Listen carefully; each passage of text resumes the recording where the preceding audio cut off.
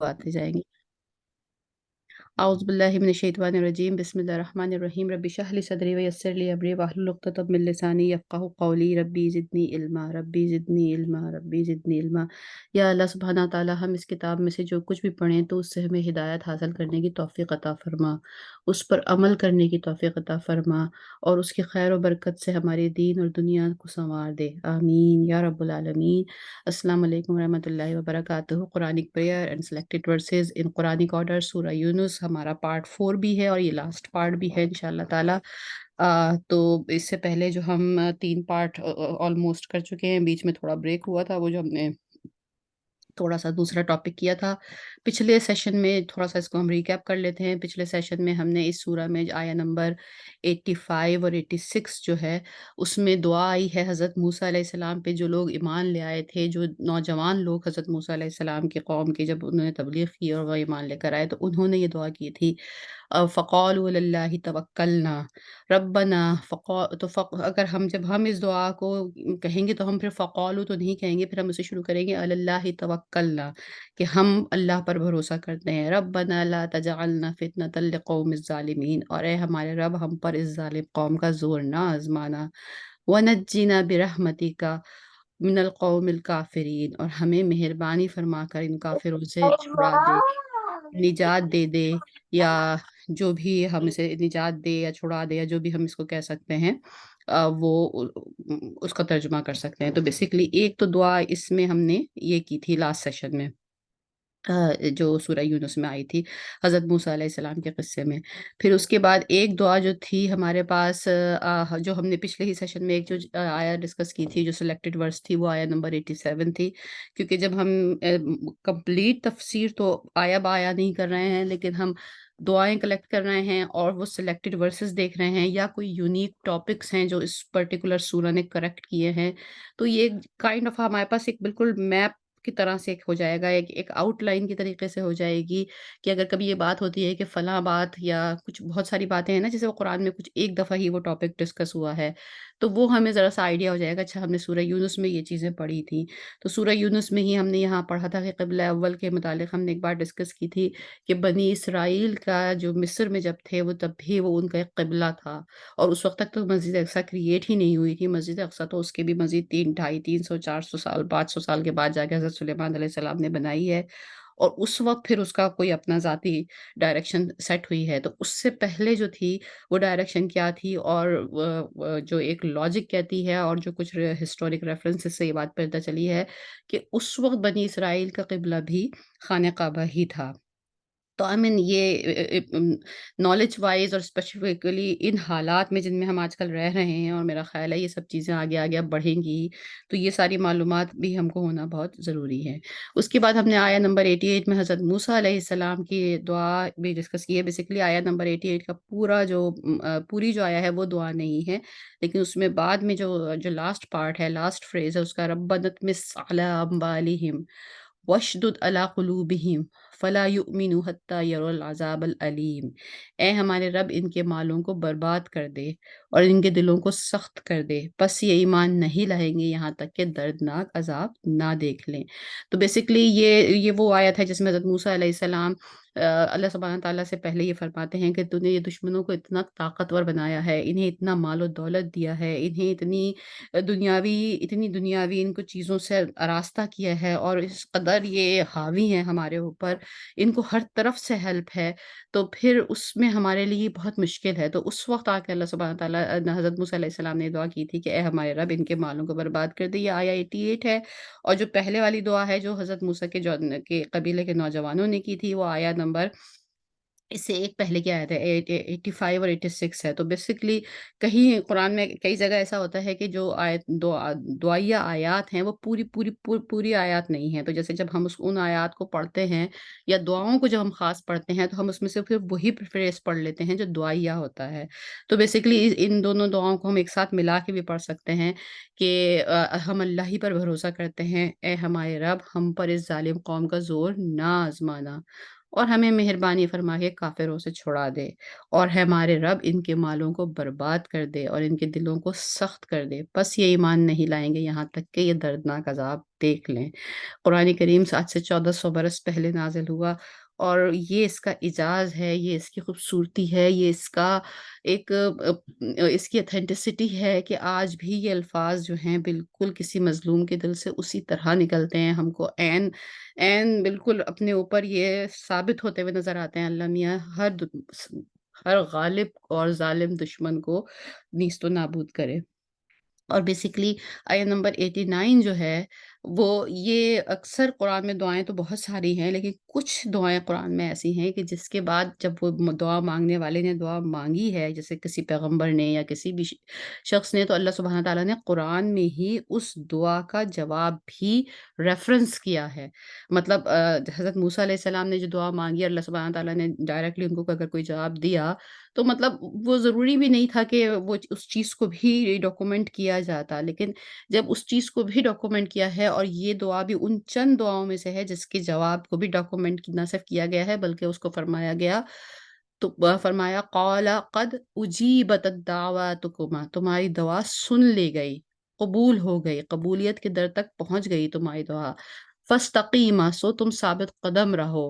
ولا تتبعانی سبیل الذین لا یعلمون، اور بے عقلوں کی راہ پہ مت چلنا۔ مطلب تمہاری یہ دعا قبول ہوئی، یعنی یہ وہ دعا کے یہ وہ الفاظ ہیں جسے اللہ سبحانہ تعالیٰ نے قبول فرما لیا تھا۔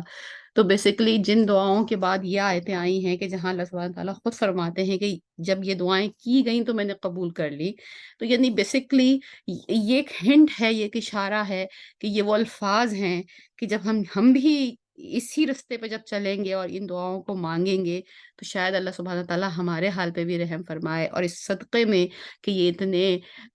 بزرگوں نے، اتنے بڑے بڑے لوگوں نے، اتنے بڑے انبیاء نے، اتنے اللہ کے پیارے بندوں نے یہ دعائیں کیں، اور اس وقت کے جو ان کے حالات تھے اس حالات میں دعائیں قبول ہوئیں، تو ان تمام چیزوں کے صدقے اللہ سبحانہ تعالیٰ ہم گناہ گاروں کو بھی جب ہم یہی الفاظ اپنی زبان پہ لائیں، تو اس صدقے سے ہماری بھی دعاؤں کو قبول فرما لے، اگرچہ کہ ہمارے کرداروں کا کوئی میچ نہیں ہے، کچھ دور دور کا بھی واسطہ نہیں ہے، لیکن بہرحال یہ وہ الفاظ ہیں جو اللہ نے سب کے لیے لکھے ہیں، اس میں یہ کہیں قید نہیں ہے کہ یہ صرف پیغمبر مانگیں گے یا کوئی نیک لوگ ہی مانگیں گے۔ تو لہٰذا ان الفاظ کے اوپر ایک طریقے سے ہم تھوڑی سی، کیا کہنا چاہیے، ایک تھوڑا سا سہارا کر سکتے ہیں، ایک تھوڑا سا ہم اس کے اوپر یقین رکھ سکتے ہیں۔ دعائیں تو ویسے ہی ساری قابل قبول ہیں، اللہ سبحانہ تعالیٰ نے ہم قرآن ہی میں فرمایا تم جو بھی مانگو گے میں تمہیں دوں گا، لیکن یہ وہ الفاظ ہیں جن کے اوپر باقاعدہ اسٹیمپ لگی ہوئی ہے، جیسے کوئی اسٹیمپ پیپر ہوتا ہے کہ یہ جب دعا مانگی گئی تو وہ دعا قبول ہوئی۔ تو یہی ہماری اس سیریز کا مقصد ہے بیسیکلی۔ تو انشاءاللہ تعالیٰ آج ہماری یہ سورہ بھی ختم ہو رہی ہے، تو آخر میں جب ہم ریپ اپ کریں گے تو ہم اس کو بھی لسٹ آؤٹ کر لیں گے۔ تو یہ دعا ہے آیا نمبر 50، آ، میں اس میں تو پیچھے جاتے ہیں، آیا نمبر 50، 85، 86 اور ایک پارٹ آف دا 88 آیا، سورہ یونس آیا نمبر 85، 86 اور اس آیا نمبر 88 کا کچھ پارٹ ہے، ناٹ فل آیا آف 88۔ تو یہ دعا ہم نے دیکھی یہاں پر، جو فرعون کے ظلم و ستم کے خلاف، اپنے زمانے کی سپر پاور کے ظلم و ستم کے خلاف حضرت موسیٰ اور ان کے ماننے والوں نے مانگی، اور اللہ سبحانہ تعالیٰ نے ان سے وعدہ فرمایا کہ تمہاری دعا قبول کر لی گئی۔ اور کون کہہ سکتا تھا کہ فرعون جیسی سلطنت، فرعون جیسی ڈائنسٹی جو ہے وہ اس طرح غرق ہو جائے گی پھر، اور وہ اتنا بڑا دشمن اس لحاظ سے تباہ ہو جائے گا۔ تو بیسیکلی ابھی تک یہ حضرت موسیٰ ہی علیہ السلام کا قصہ چل رہا ہے۔ اگر ہم پیچھے جائیں تھوڑا، آیا 89 کے بعد پھر آیا 90، 91، اور یہ دونوں آیتیں بھی حضرت موسیٰ ہی علیہ السلام کے قصے کے متعلق چل رہی ہیں، کہ یہاں پہ وہ قصہ بیان کیا جا رہا ہے کہ حضرت موسیٰ علیہ السلام نے پھر اپنے کو اللہ سبحانہ تعالیٰ نے وحی کی کہ بس اب تم اپنے تمام لوگوں کو ساتھ لے کے نکلو، اور پھر تم یہاں سے اس علاقے سے نکل جاؤ اور خاموشی سے، اور پھر تم وہ دریا کراس کر لو۔ اور جب حضرت موسیٰ علیہ السلام سب کو لے کے نکلے ہیں، اور اس کے کچھ عرصے، تھوڑی دیر کے بعد، جو بھی کچھ وقت ہوگا اس کے بعد، فرعون کو جب یہ علم ہو گیا کہ وہ لوگ بنی اسرائیل کو لے کے نکل گئے ہیں حضرت موسیٰ علیہ السلام، تو اس نے پھر ان کا پیچھا کیا، اور پھر اس کے بعد یہ آیا نمبر 92 میں یہ ہے کہ وہ جب حضرت موسیٰ علیہ السلام نے ریور کراس کر لیا ہے، تو پھر اس کے بعد جب جو فرعون جو ان کو چیز کر رہا تھا وہ جب بالکل بیچ میں آ گیا، تو اس وقت اس نے جب دیکھا کہ اب یہ پہاڑ ملنے والے ہیں اس پانی کے، تو اس وقت اس نے پکارا کہ اچھا میں اب ایمان لاتا ہوں، اور اللہ سبحانہ تعالیٰ نے بڑے سخت الفاظ ہیں آیا نمبر 91 کے، آل آن، یہ آل آن کا جو ورڈ ہے بڑی شدت ہوتی ہے اس میں، اب جیسے کوئی بہت ہی سختی میں آ کے کہ اب یاد آیا ہے تم کو، تو وہ ہے کہ تم اب یاد آیا تمہیں اور تمہارے اس بات میں کوئی وہ نہیں ہے، اور پھر وہ فرعون ڈراؤن ہو گیا۔ تو آیا نمبر 92 جو ہے وہ یہ کہہ رہی ہے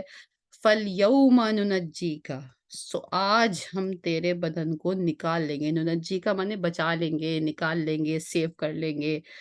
مطلب چھڑا لیں گے بھی کہیں استعمال ہوتا ہے، لیکن یہاں ریفرنس کے حساب سے صحیح ترجمہ ہے ہم نکال لیں گے بِبَدْنِکَ تمہارے بدن کو لِتَكُونَ لِمَنْ خَلْفَكَ آیَةً، اور پھر ہم بنا دیں گے تکونا، جیسے کون، جیسے ہم نے کل بھی بات کی تھی پچھلے اس میں، کون کا مطلب ہوتا ہے ہو جا، ہو جائے گا،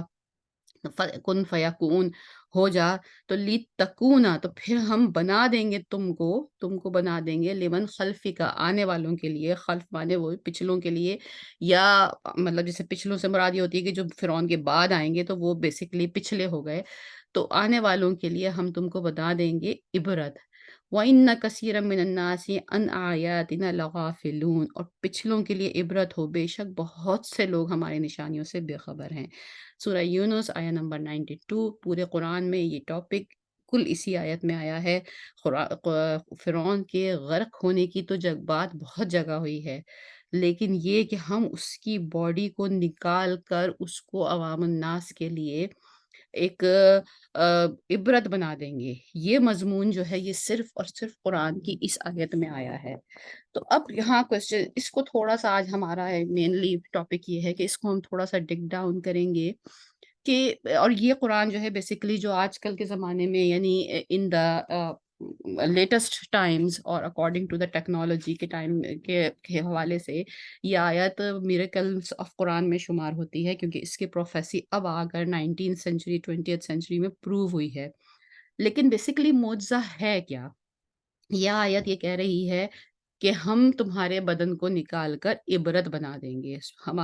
فرعون بیسیکلی ڈراؤن ہوا تھا پانی میں،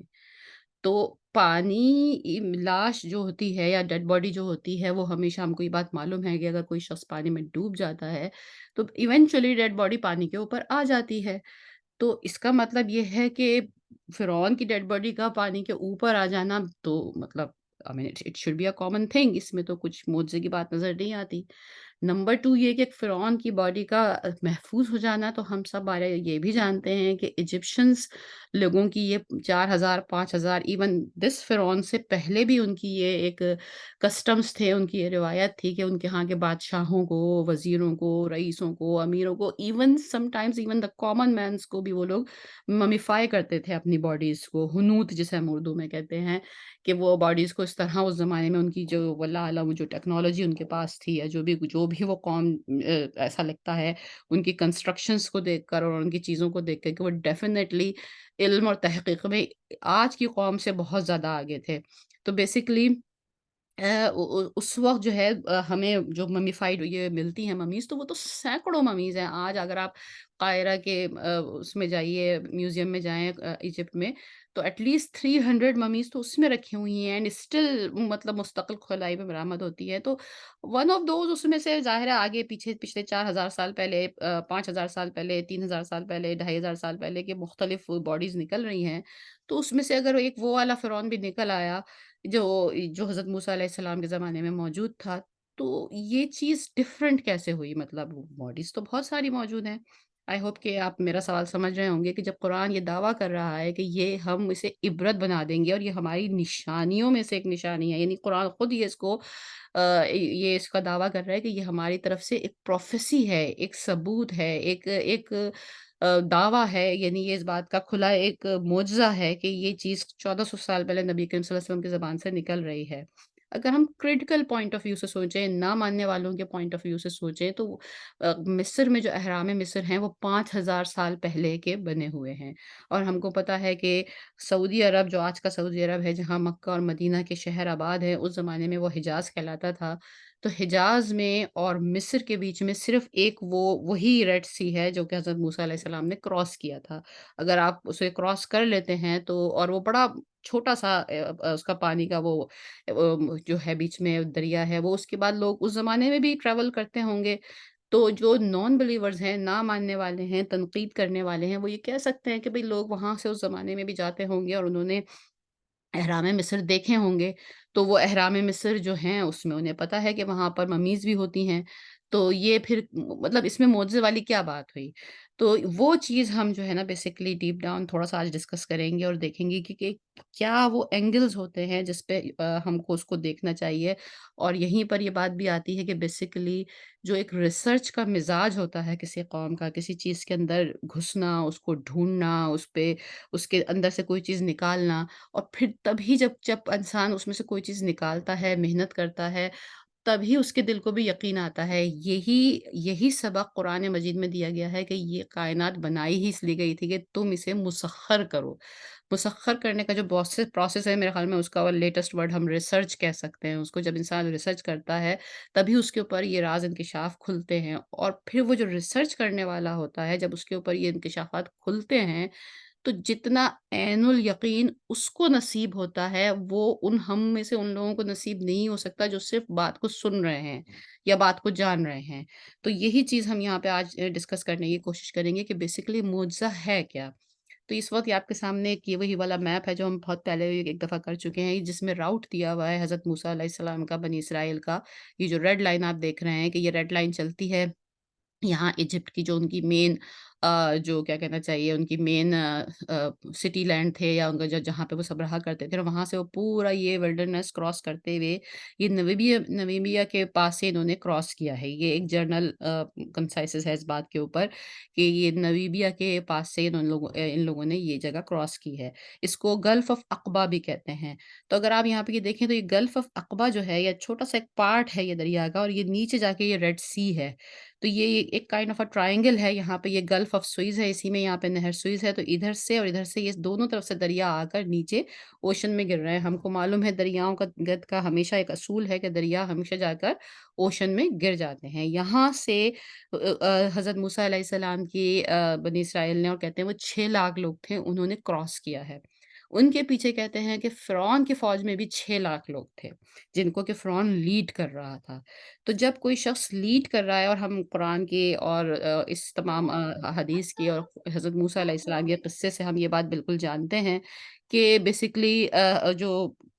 فرعون جب ان کو لیڈ کر رہا تھا تو وہ سب سے آگے تھا۔ ظاہر ہے وہ آرمی لے کے ان کے پیچھے اپنی بھاگ رہا تھا، اور جب پھر فرعون بالکل مڈل میں آ گیا حضرت موسیٰ علیہ السلام کی لشکر کا، یا ان کے جو قافلہ تھا اس کے قافلے کا آخری آدمی بھی کراس ہو گیا، اس وقت تک بائی دیٹ ٹائم فرعون سب سے فرنٹ آف دا آرمی پہ جو وہ تھا، وہ بیچ میں آ گیا، اور اس کے پیچھے اس کی پوری فوج بیچ میں آ گئی، اور اس وقت اللہ سبحانہ تعالیٰ کے حکم سے دریا مل گیا۔ کہتے یہ ہیں کہ یہ جو فاصلہ ہے بیچ میں دونوں کناروں کے درمیان کا، جو یہ فاصلہ ہے، یہ قریباً 5 میل کا فاصلہ ہے۔ یعنی جو یہ پورا بھاگ دوڑ ہوئی حضرت موسیٰ علیہ السلام کے جو ساتھ جو لوگ تھے، انہوں نے 5 میل اس طرح کراس کیے کہ ان کے دونوں طرف پانی کا پہاڑ کھڑا ہوا تھا۔ تو اس کا مطلب یہ ہے، اور جب فرعون بالکل مڈل میں تھا، تو اس وقت وہ پانی کا پہاڑ آپس میں مل گئے۔ تو فرعون was totally in the front, تو اگر ہم یہ سمجھیں کہ وہ بالکل بیچ میں تھا، اور اس کے پیچھے 6 لاکھ کی فوج تھی، اور وہ سب کے سب ڈراؤن ہو گئے، اور وہ ساری مطلب سب ڈوب گئے، سب ڈیڈ باڈیز میں تبدیل ہو گئے۔ تو 6 لاکھ لوگوں کی ڈیڈ باڈیز کا جب جتنی بھی دیر لگے، 12 گھنٹے، 18 گھنٹے، 24 گھنٹے کے بعد، جب وہ سطح سمندر کے یا دریا کے اوپر آنا شروع ہوں گی، تو آپ اندازہ لگائیے کہ 6 لاکھ ڈیڈ باڈیز جب اوپر آ رہی ہیں، تو اس میں سے کسی ایک پرٹیکولر ڈیڈ باڈی کا ملنا ان اینڈ اٹ سیلف کیسی بات ہے۔ مطلب اس میں ہم ایک تو یہاں سے اس چیز کو کیلکولیٹ کر سکتے ہیں کہ اور یہ بات بھی ذہن میں رکھی جائے کہ جو فرعون تھا، چونکہ وہ آگے تھا، تو وہ سب سے فاردرسٹ پوائنٹ پہ تھا فرام دا شور، وہ کنارے سے سب سے زیادہ دور تھا۔ یعنی جو لوگ آخری فوجی ہوں گے، جو کنارے سے قریب ہوں گے، جب وہ ڈوبے ہوں گے، یا وہ ان کی جو ڈیڈ باڈیز ہوں گی، یا وہ ان کی جو اجسام ہوں گے، تو جو وہ غرق ہوئے ہوں گے، تو وہ اوپر آئے ہوں گے، تو وہ کنارے کے قریب ہو سکتے ہیں۔ لیکن فرعون was totally in the middle. اور اگر آپ اس نقشے کو دوبارہ دیکھیں تو یہ دریا ہے جو کہ جا کے ریڈ سی میں گر رہا ہے، اسے گلف آف عقبہ کہتے ہیں۔ تو لاجک سے بھی ہم یہ چیز دیکھ سکتے ہیں کہ اگر ایک دریا میں بہت سارے کاغذ پھاڑ کے ڈال دیے جائیں، بہت سارا کچرا ڈال دیا جائے، بہت ساری چیزیں تھرو کر دی جائیں، اور اس کا ایک فلو ہو، تو وہ ریور کے فلو کے ساتھ وہ چیزیں بہنی شروع ہو جاتی ہیں۔ کچھ چیزیں آ کے کنارے پہ لگتی بھی جاتی ہیں، مگر موسٹلی وہ چیزیں فلو کے ساتھ بہتی ہوئی جا کر سمندر میں گر جاتی ہیں۔ تو ان ڈیڈ بॉडीज़ का जो दरिया के किनारे थी, तो फिर भी ये चांसेस है कि चलो वो आकर वहाँ पर दरिया के किनारे पर आ जाएँ। लेकिन जब वो दरिया ऊपर से नीचे की तरफ बह रहा है, तो ज़्यादातर चांसेस ये हैं कि जो चीज़ भी दरिया की सतह पर आएगी, उसकी सरफेस पर आएगी, वो वॉश आउट होकर नीचे शोर में चली जाएगी। तो एक मौजज़ा तो यहाँ पर ये है कि फ़िरौन was totally in the middle. अगर लॉजिकली देखा जाए तो उसकी डेड बॉडी को वॉश सबसे ज़्यादा चांसेस उसकी डेड बॉडी ही के थे कि वो वॉश आउट होकर ओशन में जा गिरती। लेकिन out of all those dead bodies उसकी बॉडी किनारे पर आ लगी। और बात की भी हम जो इसमें तमाम डिस्कशन करेंगे, उससे ये साबित भी हुआ कि इस उसकी डेड बॉडी को किनारे पे आके लगने में और वहाँ से किसी को भी इस बात को पहचानने में, ज़ाहिर है मतलब वो तो लश्कर लेके निकला था ना पीछे इजिप्ट में, जो और कोई वज़ीर होंगे, जो और कोई हुकूमत के जो इदारे होंगे, जो भी और लोग होंगे, जो वहाँ पे मशीनरी होगी, वो लोग तो वहाँ पीछे होंगे ना, और उनको कोई ना कोई खबर पहुँची होगी कि भई ये तो सारे इधर जो करीब के कोई गाँव में कोई लोग होंगे, वो जिन्होंने ये सारे मंज़र देखे होंगे, उन्होंने पीछे ये खबर पहुँचाई होगी कि भई ये तो सब वहाँ पे डूब गए हैं। तो बहरहाल जो भी तरीक़ा हुआ होगा,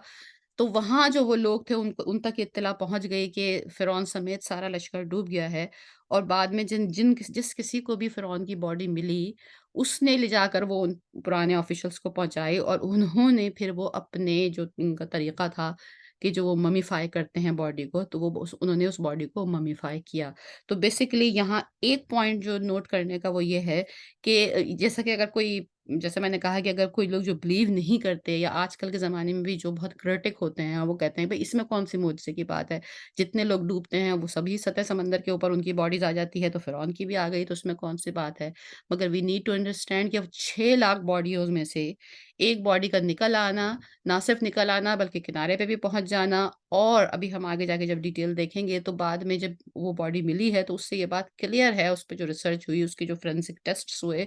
तो उससे ये बात क्लियर है कि ये बहुत जल्दी, यानी वो बॉडी बहुत ज़्यादा देर पानी में नहीं रही थी। एंड एग्ज़ैक्टली द आया इज़ सेइंग ये कि हम आज तेरे बदन को निकाल लेंगे। मतलब ये कि आज से मुराद, अगर ये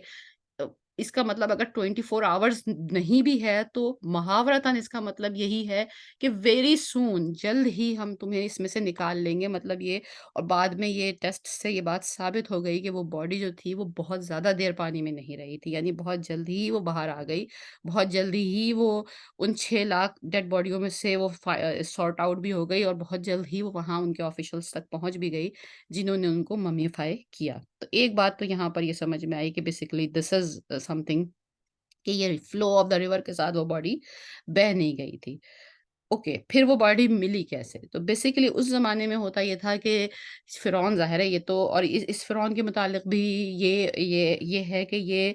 तो 2 यहाँ पर जितनी मैंने रिसर्च की है, और इसमें भी अगेन यही थोड़ा-सा एक दुःख महसूस होता है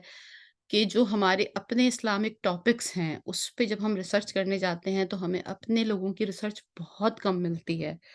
और फिर जो हमें वेस्टर्न रिसर्च मिलती है, ऑब्वियसली उन लोगों का टारगेट, जब वो ये देखते हैं कि कोई प्रोफ़ेसी कुरान की इस हद तक पूरी हो रही है, तो फिर वो उसमें थोड़े बायस्ड हो जाते हैं। तो लिहाज़ा जब मैं इस टॉपिक पे बहुत रिसर्च कर रही थी और चीज़ें जमा कर रही थी, तो बहुत ज़्यादा डिफ़रेंट मुझे एक ही जैसी चीज़ के बारे में डिफ़रेंट मुझे उसके कुछ-कुछ मटीरियल मिल रहे थे।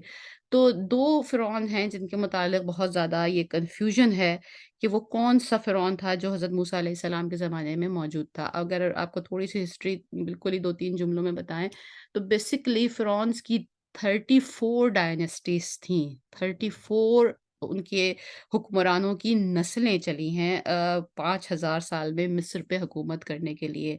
हज़रत यूसुफ़ अलैहिस्सलाम जिस ज़माने में मिस्र आए थे, और मिस्र में जिस बादशाह के घर में वो फिर वज़ीर बने थे, वो वहाँ का नेटिव फ़िरौनी बादशाह नहीं था। उससे उसने लड़ाई की थी वहाँ के नेटिव फ़िरौनी बादशाहों से, और उस ज़माने के मिस्र पे कब्ज़ा किया था। तो उससे पहले भी मिस्र पे फ़िरौनियों का कब्ज़ा था, और उसके बाद भी मिस्र पे फ़िरौनियों का कब्ज़ा था। तो हज़रत मूसा अलैहिस्सलाम तक आते-आते जो जो डायनेस्टी वहाँ पे रूल कर रही थी, वो 19th यानी 19वीं डायनेस्टी थी, और 19वीं डायनेस्टी के 2 बादशाह बहुत मशहूर हैं। एक का नाम है रामसेस और एक का नाम है मेनेपेथ। تو वो बेसिकली हज़रत मूसा अलैहिस्सलाम के ज़माने में इन 2 में से एक था। अगर आप ये बात मैं आपको इसलिए बता रही हूँ कि अगर आप खुद से जाके इसमें इंटरेस्टेड हो और पढ़ना चाहें, तो आपको ये दोनों नाम नज़र आएँगे कि वो कौन-सा शख़्स है जिसकी डेड बॉडी मिली थी। तो वो कन्फ्यूज़िंग होगा कि अच्छा ये हमने आज ये बात डिस्कस की थी, इसलिए मैं ये बता रही हूँ कि बेसिकली कन्फ्यूज़न वहाँ मटीरियल में ये है कि वो दोनों ही के नाम आ रहे हैं कि वन ऑफ दोज़ उसमें था बहरहाल। तो अब वो बादशाह के मुताल्लिक़ ये है कि वो जो डेड बॉडी थी, ये इन लोगों का तरीक़ा ये था कि ये अपने बादशाहों को जब मम्मीफ़ाई करते थे, तो मम्मीफ़ाई करने के बाद ये उनके साथ जब उनको उनके टॉम्ब में या जो भी कोई इनका मज़ार होता था और ओरिजिनली हम सब लोग ये समझते हैं कि जो ये जो पिरामिड्स बनाए जाते थे, ये बेसिकली उनके मज़ार होते थे और यहाँ पर उनकी बॉडीज़ को रखा जाता था। ये जो हज़रत मूसा अलैहिस्सलाम के ज़माने में जो फ़िरौन्स की डायनेस्टी थी, उनसे पहले तक या उससे भी बहुत साल पहले तक हज़रत इब्राहीम अलैहिस्सलाम के ज़माने में जो फ़िरौन मिस्र पे रूल करते थे, उनके ज़माने में तो जो हमें सबसे पुराने अहराम मिस्र मिलते हैं, पुराने वाले जिनमें से अक्सर अब कुछ गिर भी गए हैं, उनमें तो ये बात हमें मिलती है कि वहाँ पर उन उन अहराम मिस्र के अंदर ही उन फ़िरौन बादशाहों की ममीज़ रखी हुई थीं। लेकिन हुआ ये कि बेसिकली ये लोग ये करते थे कि ये आफ्टर लाइफ़ पे बहुत बिलीव करते थे। और ये ना सिर्फ़ मम्मियों को मम्मीफ़ाई कर कर वहाँ रखते थे, बल्कि उनके साथ ये बहुत ज़्यादा सोना, चाँदी, बर्तन, फर्नीचर, साज़ो-सामान, सो मच सो के 5000 साल पहले के फ़िरौनों में तो ये रिवायत भी थी कि जब कोई बादशाह मर जाता था, तो वो उसके 40-50 जो उसके बिल्कुल प्राइवेट मुलाज़िम्स होते थे, वो उनको भी मार देते थे। और उन सबको भी मम्मीफ़ाई करके वो उस मकबरे में रखते थे कि भई जब इसको सेकंड लाइफ़ में इसको नौकरों की भी ज़रूरत होगी। लेकिन बहरहाल हज़रत मूसा अलैहिस्सलाम के ज़माने तक आते-आते ये रिवायत ख़त्म हो गई थी और दूसरी ये रिवायत भी ख़त्म हो गई कि लोगों ने ये रियलाइज़ करना शुरू किया कि होता ये था कि ज़ाहिर है वो मकबरे बहरहाल मकबरे हैं और हर किस्म के लोग हर ज़माने में पाए जाते हैं। डज़न्ट मैटर कि उसकी वो कितना पहरा दे, उस पे कितना ऑफ़िशियली उसमें उसको उसकी सिक्योरिटी का इंतज़ाम करें, लेकिन लोग कहीं न कहीं से घुस ही जाते थे, चोर, डाकू, लुटेरे और वो क्या करते थे कि वो मम्मी के साथ जो तमाम बर्तन और चीज़ें कीमती और हीरे जवाहरात रखे होते थे, वो उनको चुरा लेते थे। और उस चुराने के चक्कर में वो क्या करते थे कि जैसे अगर आपने अगर इजिप्ट में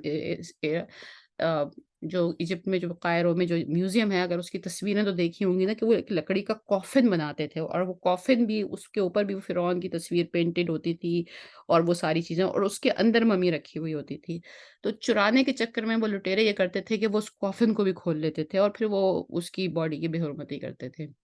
तो जब बादशाहों को ये रियलाइज़ हुआ कि भई इस हिसाब से तो हमारी जो ये क्योंकि मम्मीफ़ाई करने का मतलब ही ये था कि वो ये चाहते थे कि हज़ारों साल तक बॉडी जो है वो उसी शेप में रहे जिस शेप में वो है। तो फिर उसमें ये हुआ कि हज़रत मूसा अलैहिस्सलाम के ज़माने तक आते-आते जो जो बादशाहों का इंतकाल होता था, उनके लिए मकबरे यानी वो अहराम मिस्र तो ज़रूर बनाए जाते थे, लेकिन उनको दफ़न वहाँ नहीं किया जाता था। Just to make a illusion वो सिम्बॉलिक होते थे। तो यही कुछ इन्हीं बादशाह के साथ भी हुआ। ये जो थे इनको जब इनको मम्मीफ़ाई करने के बाद इनके लिए जो मकबरा बनाया गया या जो अहराम मिस्र बनाया गया वो तो कहीं और था। लेकिन इनको किसी और जगह पे दफ़नाया गया और वो जो किसी और जगह थी वो इतनी सीक्रेट रखी जाती थी कि वो सिवाय चंद ऑफ़िशियल्स के किसी को मालूम नहीं थी। और फिर शायद ग़ालिबन ऐसा हुआ कि आने वाले कई सेंचुरीज़ तक यही रिवायत चलती रही कि असल बादशाह को उस सीक्रेट जगह पे दफ़नाया जाता था मम्मीफ़ाई करके और उसके बज़ाहिर ये टॉम्ब्स बना दिए जाते थे। तो बाद में जो ये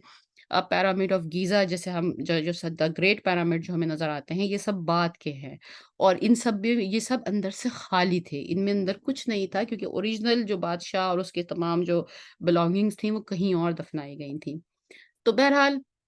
ये सारा किस्सा गुज़र गया। उसके बाद हुआ ये कि मम्मीज़ जो थीं वो समव्हेयर इन 16th सेंचुरी और 17th सेंचुरीज़ में कहीं न कहीं से निकलनी शुरू हुईं।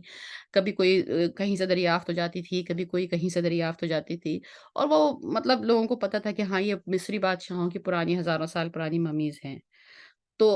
और वो जो सीक्रेट प्लेस थी, वो इतने हज़ारों सालों के वक़्त गुज़रने के दौरान चूँकि उसको इतना अनविज़िबल ज़ाहिर है बनाया गया होगा छुपाने की गर्ज़ से, कि फिर अब जब हज़ारों साल गुज़रे तो उसपे इतनी मट्टी पड़ चुकी थी कि वो किसी को पता ही नहीं था कि वहाँ पे भी इतना ज़्यादा ख़ज़ाना और इतनी ज़्यादा चीज़ें हैं।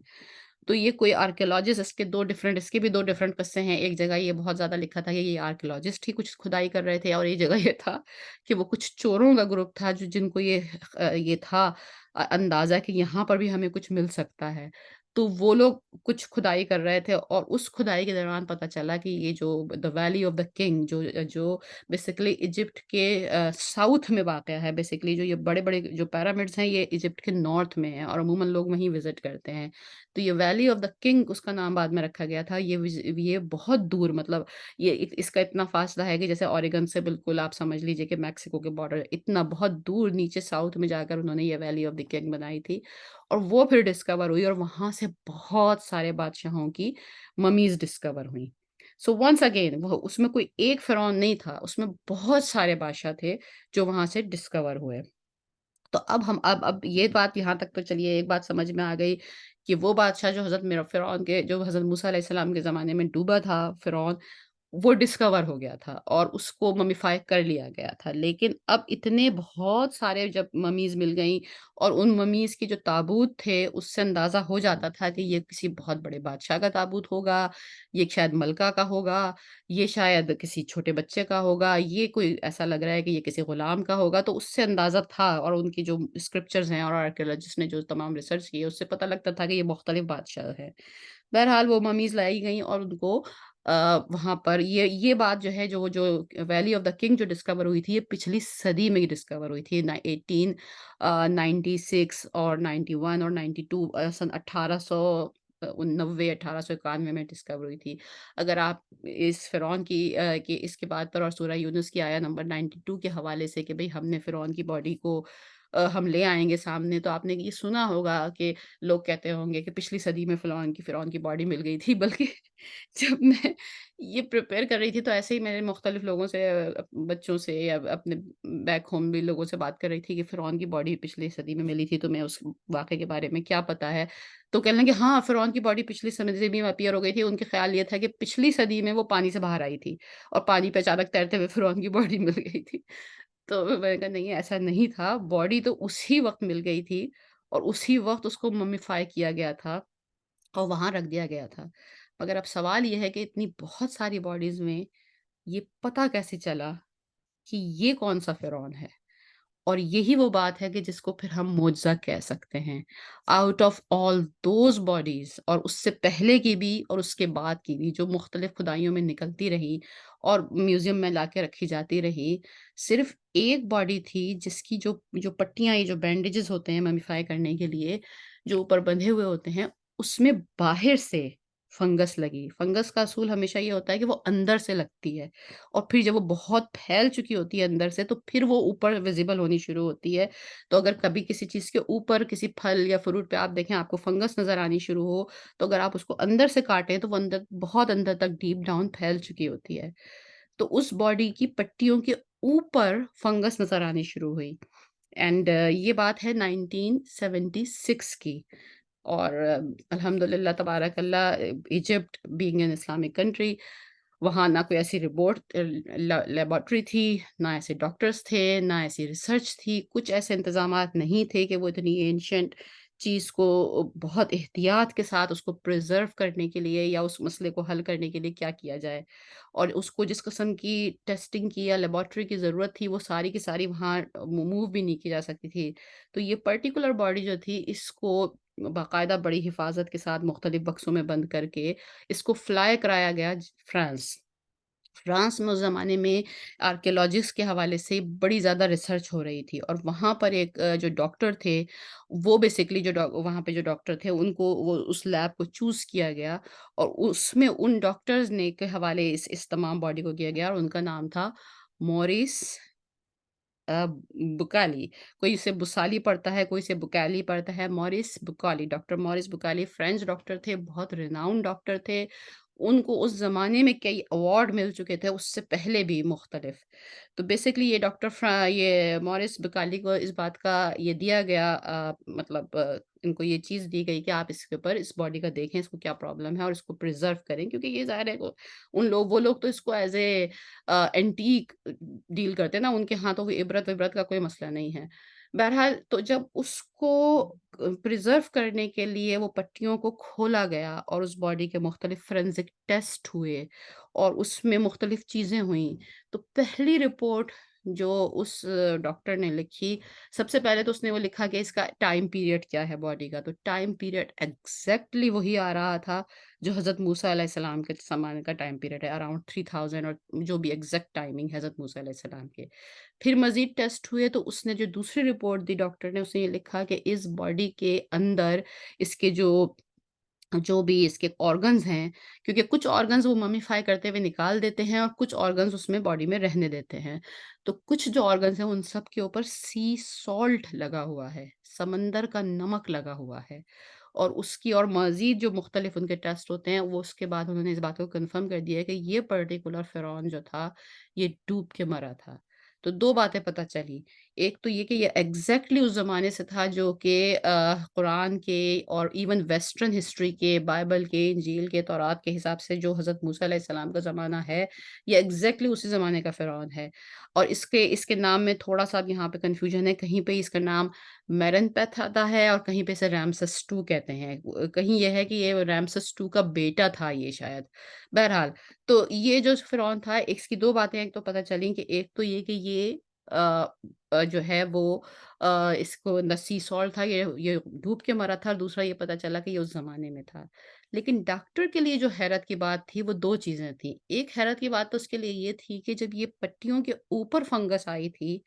तो पट्टियों के अंदर कोई फंगस नहीं थी। आई मीन ये उसके लिए बड़ी हैरतनाक बात थी कि ये जो फंगस है it should be coming from the inside. तो वो उसका उसको ये लगता था कि ये ऐसा था जैसे किसी ने ऊपर से कुछ कर दिया है ताकि इस बात को वजह बना के ये पट्टियाँ खोली जाएँ और देखा जाए कि ये कौन शख्स है। एक बात तो उसके लिए हैरतनाक ये थी इस डॉक्टर के लिए। दूसरी जो चीज़ उस डॉक्टर को समझ नहीं आ रही थी जब उसने मुख्तलिफ फोरेंसिक टेस्ट किए तो उसने ये बात बता दी कि ये शख्स डूब के मरा था और उसने ये बात भी बता दी कि जैसे बाकी सारे फ़िरौन की मम्मीज़ होती हैं, तो मम्मीफाई करने का जो पीरियड होता है मरने के बाद से लेकर पूरा वो पीरियड भी अराउंड 70 डेज़ का होता है, 70 दिन लगते हैं एक बॉडी को मम्मीफाई करने में, पता नहीं मुख्तलिफ तेल लगाकर वो उसको कुछ सुखाते हैं और व्हाटएवर इज़ द प्रोसेस। तो उसने ये भी रिसर्च में साबित अपने ढूँढ लिया कि इस बॉडी को बहुत ही जल्दी में, उजलत में मम्मीफाई किया गया था और ग़ालिबन उसकी रीज़न यही रही होगी, क्योंकि चूँकि ये डूब के निकली थी तो इनको ये होगा कि ये ख़राब ना हो जाए और बहुत टाइम नहीं है इसके पास इसकी बॉडी को प्रिज़र्व करने के लिए, तो लिहाज़ा इसकी जो मम्मिफिकेशन है वो इतनी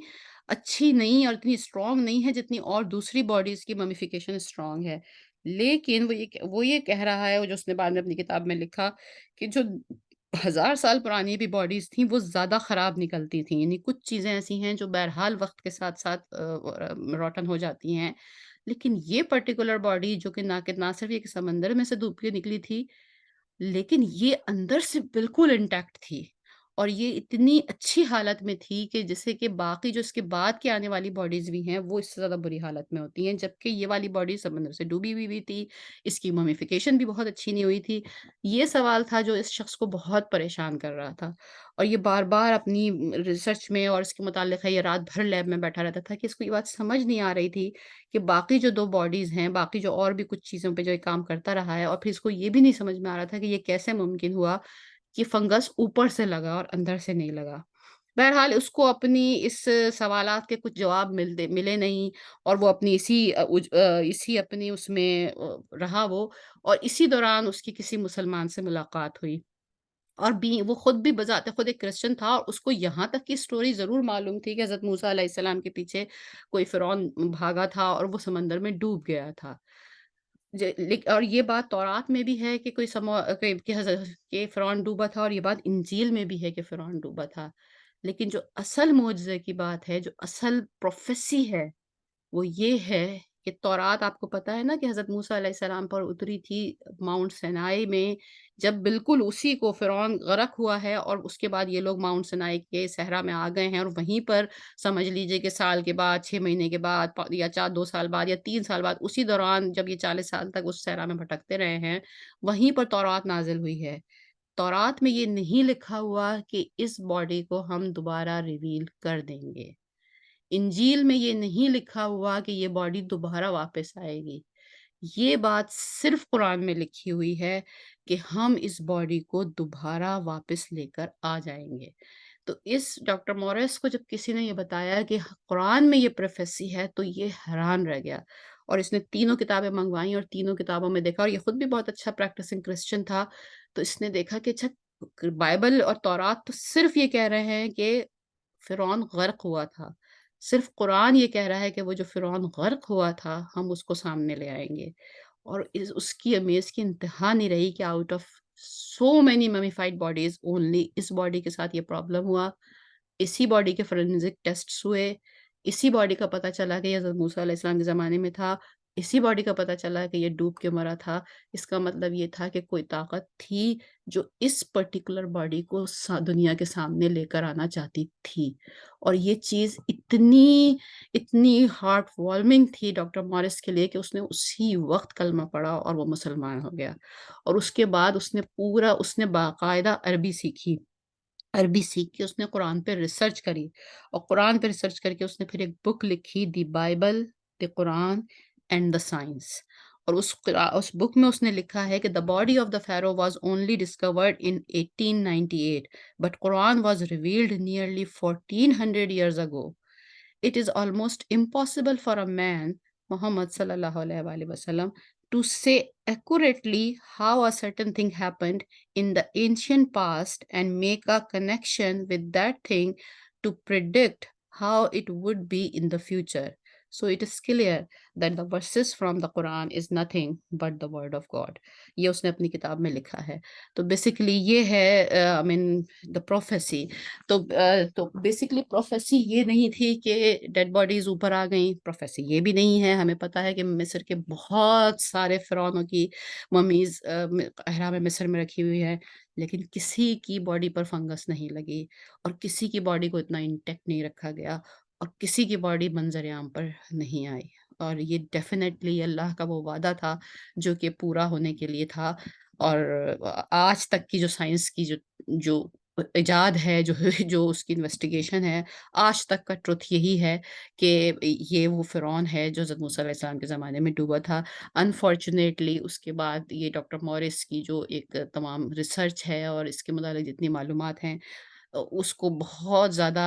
ظاہر ہے اسلامک کنٹریز میں تو کوئی ایسا جگہ ہے ہی نہیں جہاں اتنے ڈاٹا پریزرو کیا جائے، اور ویسٹرن میڈیا ظاہر ہے obviously آپ سمجھ سکتے ہیں اب، اور آج کل کے حالات میں تو بہت اچھی طرح سمجھ سکتے ہیں کہ وہ اب کتنا بائسڈ ہے ان تمام چیزوں کے لیے، تو لہٰذا بہت نہیں ملتا آپ کو واضح طور پہ یہ سب چیزیں، اس کے لیے ذرا تھوڑا سا کافی ریسرچ کرنی پڑتی ہے۔ یہ ہے وہ چیز جو سورہ یونس کی آیت نمبر 10 میں نازل ہوئی تھی کہ ہم تمہاری آیت کو، ہم تمہاری باڈی کو عبرت بنا دیں گے۔ تو یہ سورہ یونس کے حوالے سے ایک خاص یونیک چیز ہے، اس پورے قرآن میں یہ آیت ایک ہی دفعہ آئی ہے، اور وہ سورہ یونس میں ہے۔ اللہ سبحانہ تعالیٰ ہمیں اس کتاب کے معجزوں کو ڈسکور کرنے کی توفیق عطا فرمائے، ان کو سمجھنے کی توفیق عطا فرمائے، ان کو اس طرح ہمارے دل میں اتارے کہ پھر ہمارے اعمال میں نظر آئے، اور ہم اس پر ہمارے ایمان کو، یقین کو پختہ ہو جائے اس پہ۔ اس کے بعد بس پھر اس کے بعد آیا نمبر 93 بھی حضرت موسیٰ علیہ السلام کے قصے کے بارے میں ہے، اور وہاں سے لے کر آیا نمبر 97 تک پھر یہ آخری پارٹ شروع ہو جاتا ہے، اور جہاں پر سم اپ کیا جا رہا ہے، آخری ہدایات دی جا رہی ہیں۔ یہیں پر آیا نمبر 98 بھی آتی ہے سورہ یونس کی،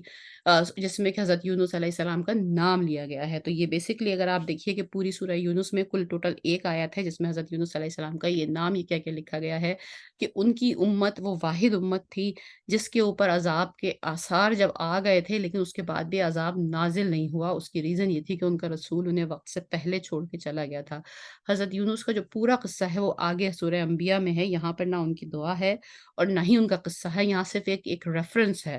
اور اسی ریفرنس کے نام پر اس سورہ کو سورہ یونس کہا گیا، جبکہ دیکھا جائے تو اس میں کچھ زیادہ، اس میں ان کے متعلق زیادہ مٹیریل نہیں ہے، اور اس کے بعد کی آخری آیتیں بھی ایز اے سم اپ ہیں۔ تو یہ بیسکلی سورہ یونس کے حوالے سے جو مین چیزیں، جو کلیکٹیو چیزیں ہم نے لینی تھیں، تو یہ اس کے ساتھ ہمارا یہ اس کا پورا ہمارا ہوا، یہ فائنل اس کا سم اپ ہے۔ انٹروڈکشن جیسے ہم نے یہ پہلے بھی کیا تھا کہ یہ 10ویں نمبر کی سورہ ہے، اور اس کا جو ریویلیشن نمبر ہے وہ 51 ہے، یہ 11ویں جز میں آتی ہے، اس میں 11 رکوع ہیں، 109 آیتیں ہیں، تھرڈ منزل پر یہ آئی تھی، اور اگر اس کی یونیکنیس کے حوالے سے جو جتنی چیزیں ہم نے سورہ یونس کے ان تمام سیشنز میں سورہ یونس کے حوالے سے ڈسکس کی تھیں، تو ایک سب سے پہلی بات تو جو ہم نے ڈسکس کی تھی وہ یہی تھی کہ یہ قرآن السادین ہے۔ آپ کو یاد ہوگا کہ جب سورہ یونس شروع ہو رہی تھی تو ہم نے قرآن کے اسٹرکچر کے حوالے سے بڑی ڈیٹیلڈ ایک